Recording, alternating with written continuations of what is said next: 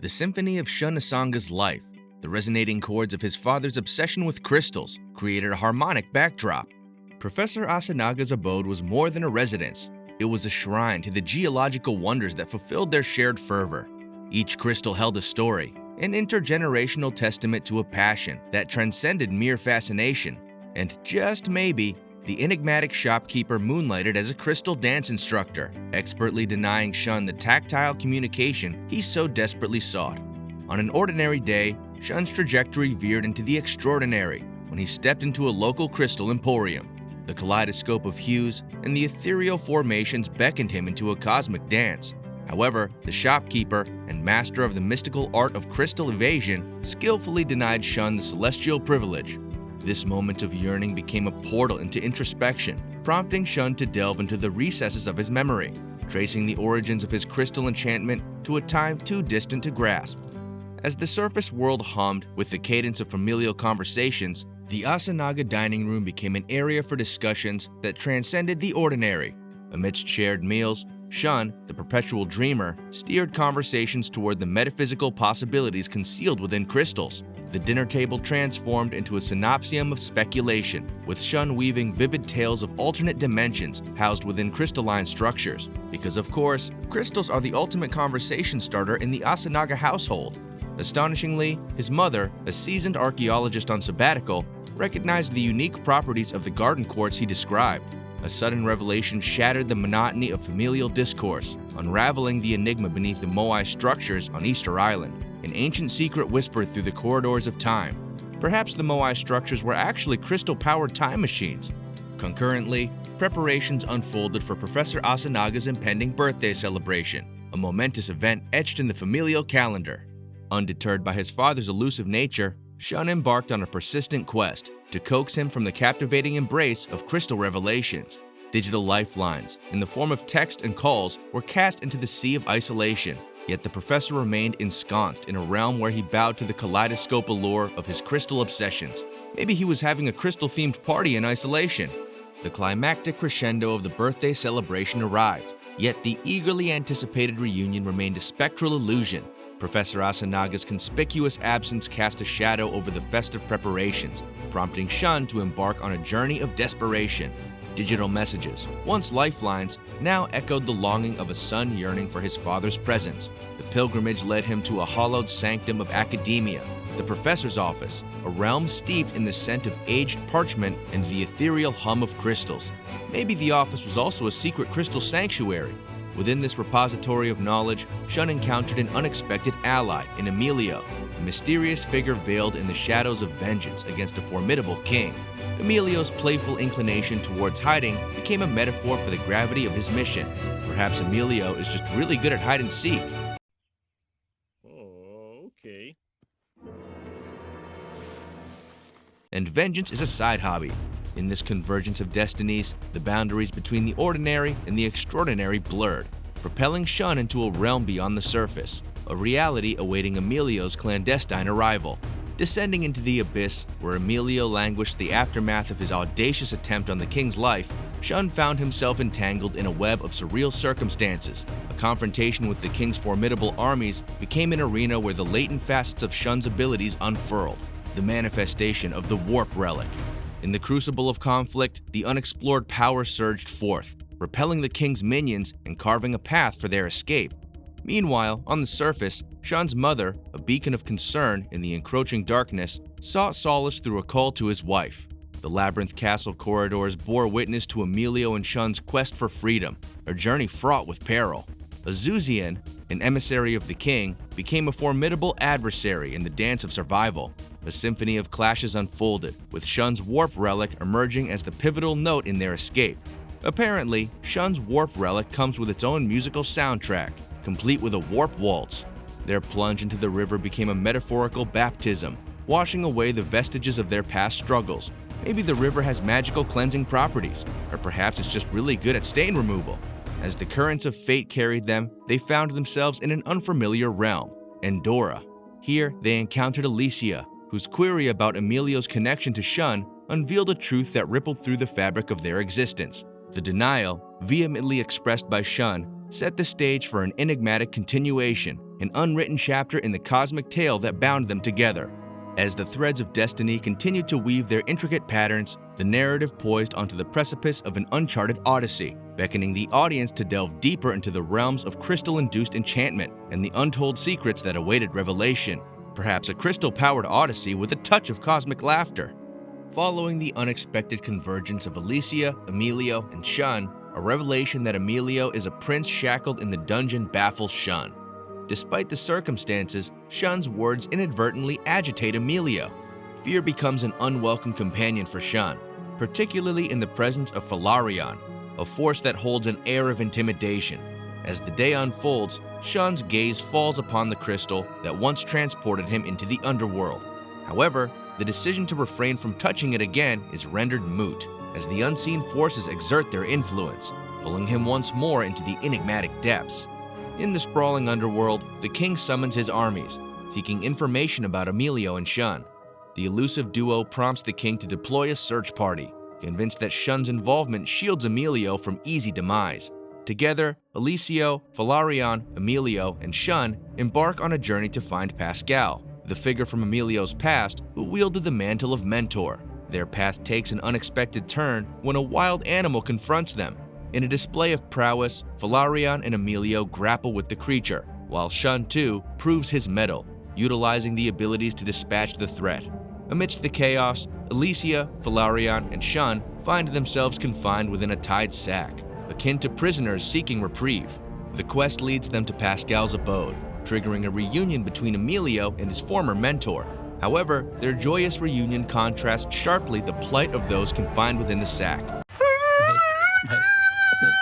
As Pascal and Alicia venture into the kitchen to prepare an unconventional meal involving live frogs, Shun's misfortune takes center stage. The first taste of the peculiar dish results in a comical mishap, prompting Alicia's swift intervention. Pascal, unyielding in his mannerisms, confronts Emilio's burlesque demeanor. The culinary escapade unfolds against a backdrop of tension as Shun grapples with the reality of being pulled into the underworld. Pascal, recognizing the surface-dwelling origin of Shun through his warp relic, becomes a crucial ally. Shun, realizing Emilio's reticence, seeks Pascal's guidance on navigating his way back to the surface. Pascal, a wealth of knowledge gleaned from a book titled The Earth, delves into the intricacies of Andora's construction. He unravels the mystery of Babylon and Babel, debunking the conventional teachings. Earth, according to Pascal, is hollow, with a radiant heaven called Atoms, where perpetual light mines the moon's glow. Pascal's narrative extends to the initial exchange between the surface and Endora, the connection facilitated by Babylon. King Dazine's attempts to reconstruct Babel faced a catastrophic halt. Pascal sheds light on the prevalence of abilities like the relic on the surface, rare in the underworld. Alicia's ability, Falarion, stands as an exception. As the conversation unfolds, Shun expresses his desire to return to Babylon, citing concerns for his ailing and worried parents on the surface. Emilio, displaying a stoic indifference, remarks on Shun's decision with a cavalier attitude. Pascal, aware of the impediment to Babylon's completion, notices a sudden shift in the atmosphere, the arrival of the royal guards. A hasty retreat ensues, and Pascal unveils an unexpected asset, a meticulously constructed airplane. Shun, quick-witted, urges Pascal to set course for Babylon, recognizing the key to its completion with Pascal's knowledge. The urgency to return to the surface and the unfolding dynamics propel them toward an uncertain fate. On landing from their mysterious trip, where GPS refuses to tread, presumably a big hole in the ground, the apartment emerges, resembling something straight out of the Flintstones' abode. Both Emilio and Shun, our dynamic duo, play the roles of Tom and Jerry. But instead of chasing each other, they're chasing the mysteries lurking in the rocky abode. The building, initially as intimidating as a cat in a cucumber field, turns out to be their not-so-humble abode. Once inside, the duo gracefully settles down, unloading not just their baggage, but also the weight of the impending plot twists. And lo and behold, in this particular building, Emilio stumbles upon a sword, a gift from none other than King Dalzine himself. Because what's a cozy apartment without a royal sword, right? Pascal and Emilio decide to take a breather and cool the evening air, sipping tea and discussing life's pressing questions. Pascal, the inquisitive soul, fires the first shot. Why was Emilio locked away in the dungeon? A question as deep as the dungeon itself. Emilio spills the tea, revealing that he met Shun, the lightball surfer, during his dungeon days. Shun, the human manifestation of teleportation, appeared through a channel formed by a ball of light. Because why use doors when you have interdimensional light channels? Shun's stone and Alicia's blush. Archaeology unveiled. Shun, ever the adventurer, stumbles upon a piece of stone, triggering his inner archaeologist vibes. Now, considering his mom's profession involves digging up ancient stuff, this stone becomes a family heirloom in the making. Alicia, upon hearing the word archaeology, turns a shade of red that would make a tomato envious. Shun, always the conversation starter, throws a curveball. Should Alicia consider a trip to the surface? Alicia, chuckling like a character from a sitcom, dismisses the idea. After all, ancient texts warn that intertwining with the surface and Endora brings no benefits. But fear not, dear reader, for the humor doesn't stop there. Pascal, the wise sage, dives into a history lesson, explaining the restoration and cessation of Babel, the connection between Endora and the surface. King Delzane, the determined ruler, strives to restore Babel, leading Emilio into a royal lab adventure. And Pascal, the plot twist master, reveals his plan to send Shun back to the surface before obliterating Babel. Talk about a family reunion gone awry. Pascal, taking a break from the family drama, embarks on a quest to the village for supplies. But wait, there's a twist. Pascal, the wanted man, undergoes a makeover, becoming the Clark Kent of Endora. Disguised and armed with wisdom, he scatters wolf-distracting medicine on the trail, ensuring a smooth shopping spree. And just to be safe, he leaves a note for the gang, warning them not to leave and reminding them of the rendezvous point, because nothing says adventure like a wanted man grocery shopping. In a quiet moment, Emilio, ever the concerned friend, asks Shun to sit down, but Shun, the epitome of teenage rebellion, dismisses Emilio's attempt at authority. The banter unfolds as Emilio, with a mix of anxiety and urgency, proposes a plan to take down King Delzane. Shun, whose dream is not to become an underworld tourist, agrees to the mission. The dynamic duo, aided by a periscope, plans their late-night escapade. Suddenly, a shining sword descends, landing conveniently by Shun's side, the Ignat. Surprise, surprise, the sword bearers declare Shun their reinforcement, turning the night into a whimsical blend of plot twists and cosmic sword deliveries. And there you have it, a grammatical exploration of Episode 3, where holes in the ground lead to apartments, tea time reveals dungeon secrets, archaeology causes blushes, and Pascal becomes the James Bond of Endora. As the plot thickens and the humor weaves its way through every sentence, we eagerly await the next installment, where the Ignat sword may just steal the show once again. Until then, dear reader, may your sentences be grammatically impeccable and your humor as abundant as a royal sword in a rocky apartment. Ladies, gentlemen, and mystical creatures of all kinds, welcome to the one-year extravaganza of our tumultuous journey through the fantastical realm of Endora. Today, we embark on Episode 4, where the Prince of Endora, Emilio, takes us on a roller coaster of royal missteps, rebel ruses, and laundry escapades. So grab your enchanted popcorn and get ready for a laughter-filled ride through the whimsical world of Endora. Our tale begins with Emilio, the prince with a plan as clear as a foggy crystal ball, attempting to recruit the Ignats for reinforcements. His grand entrance is less a royal proclamation and more a stumbling soliloquy that would leave Shakespeare scratching his head. To say that Emilio's words fall flat would be an insult to pancakes. They fall pancake flat, leaving the Ignats bewildered and the viewers wondering if they've accidentally tuned into a royal comedy hour. Emilio, ever the wordsmith, or rather words tripper, spins tales of guerrilla warfare and Zuzian special forces to woo the Ignats. Little does he know, they've seen more convincing performances from a snoozing dragon. As Emilio spills his royal secrets, the Ignats respond with a collective, "You can't be serious." It's a moment where even the kingdom's court jesters would find themselves out-joked. In an attempt to convince the Ignats of his sincerity, Emilio takes a leap of faith, or more accurately, a stumble, and unveils his grand plan, taking Shun back to the surface. The Ignats are left flabbergasted, contemplating if they've accidentally wandered into a surreal episode of royal reality television. Enter Pascal, our unsung hero on a mission for supplies. As he encounters Oho, a creature with a DNA sequence seemingly delivered from an Endora frog, hilarity ensues. Pascal's prank, caught by the ever-vigilant AD, reveals the Royal Laboratory's tireless efforts to restore Babel. Meanwhile, Emilio's secret plot to dethrone his father is spilled like a potion gone awry, shocking Pascal into a state of disbelief that rivals a wizard realizing he misplaced his wand. Back to the Ignat Hub, Emilio and Shun find themselves in perpetual squabbles that could rival a heated game of wizard chess. The Ignats, perhaps exhausted by the royal drama, summon them for a task that transcends royal blood: laundry duty. Yes, you heard it right, laundry. In a twist that would make Cinderella cringe, Emilio and Shun are thrust into a world of suds, soap, and sock sorting. As they navigate the tumultuous sea of dirty laundry, Shun encounters Elugia, an Ignat proficient in both laundry and fortune-telling. Mistaking Elugia for a woman, Shun's comedic realization, combined with a forecast of a bright future on the surface, adds a touch of hilarity to this royal laundry chronicle. After all, who knew laundry duty could predict destinies? Meanwhile, in the castle, Alicia finds herself in the throes of boredom. Little does she know that her brother and Shun are engaged in a theatrical showdown that would make even the most seasoned actors bow in awe. A clash of swords and wits ensues, reminiscent of a Shakespearean play, but with the comedic twist that can only be compared to a wizard trying to pull a rabbit out of a hat, only to produce a rubber chicken. As Emilio and Shun wage their swordplay, the Ignats look on, their bemusement reaching levels that could rival a magical circus. The scene unfolds like a chaotic episode of Tom and Jerry, with swords clashing and tempers flaring. Who knew laundry comrades could transform into sword-wielding entertainers? And so the sun sets on episode 4, leaving our heroes in a comedic cliffhanger.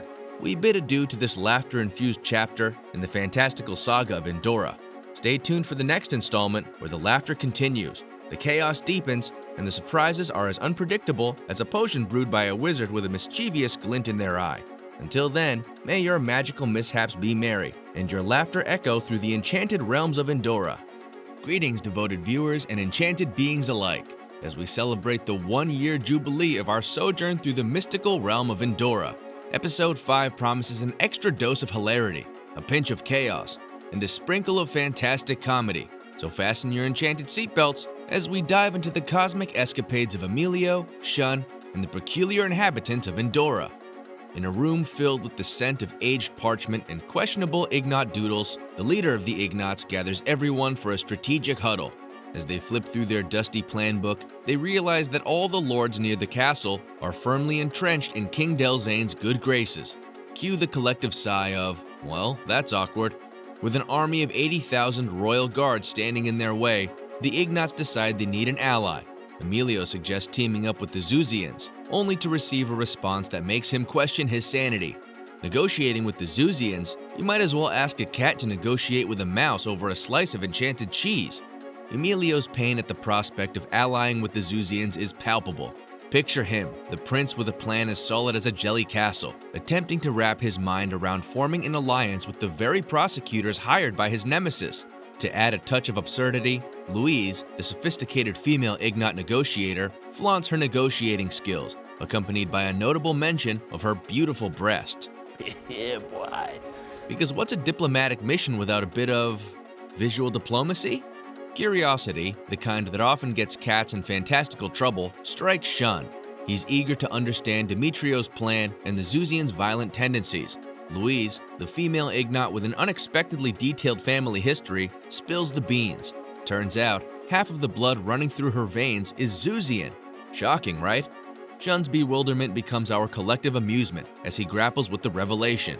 Meanwhile, Demetrio's encounters with a Zuzian named Lucio add an element of comedy, showcasing the Zuzians' willingness to help at the mere call of Demetrio, even if it means facing the occasional town beating. The revelation of Louise's mixed heritage and Shun's perplexed reaction adds an unexpected layer of comedy. Imagine Shun, wide-eyed and flabbergasted, trying to process this fantastical family tree. And let's not forget the irony of Demetrio, a noble with prestigious roots, choosing a path that involves befriending Zuzians and occasionally being beat up by townfolks. The juxtaposition is pure comedy gold. As night sails away on the wings of whimsy, Shun embarks on a quest to interrogate Elugia about his future. In a case of asking questions and ignoring the consequences, Shun resorts to hurting Elugia for a glimpse into his fate. But oh, the irony!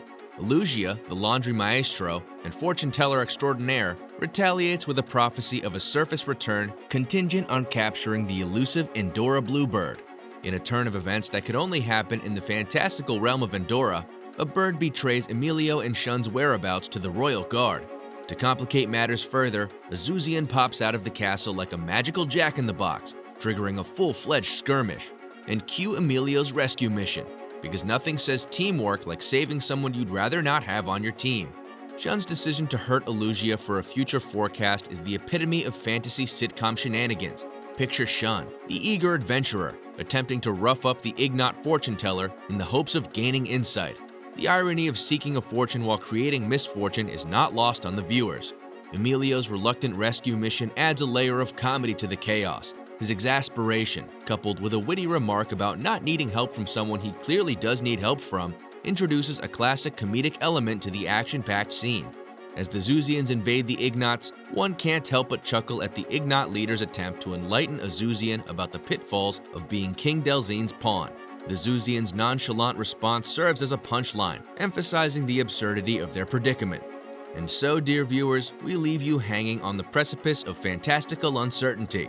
What fate awaits our bumbling prince and his companions in the next episode? Will the Ignats and Zuzians find common ground, or will chaos reign supreme?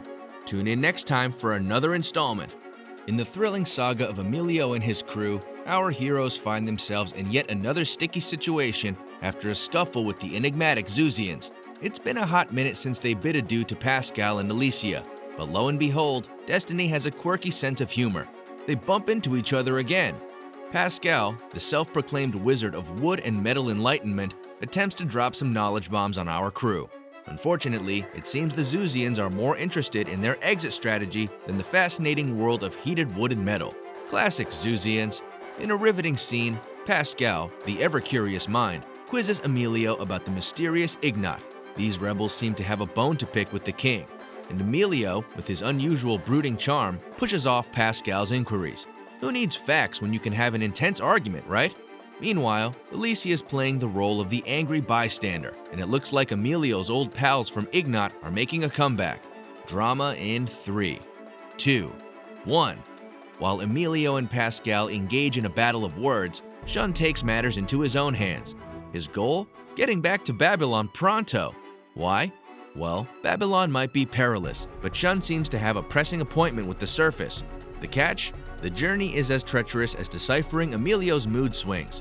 Do you want to go to Babylon and risk it all? Or as Shun puts it, to die? Decisions. Demetrio, the charismatic leader of Ignat, drops a bombshell. They're hitting the road the next morning. Louise, always on the lookout for more female company, extends an invitation to Alicia. The crew dynamics are getting more complex than a soap opera, and Felix, the quiet Ignat member, is giving Shun a run for his money in the tough-to-crack category. The reason for their rebellion? Injustice in Endora. It seems Delzane, the mysterious king, is keeping everyone in the dark about his motives. But hold your horses. Pascal is more concerned about warp particles than royal secrets. Could the restoration of Babel be the culprit?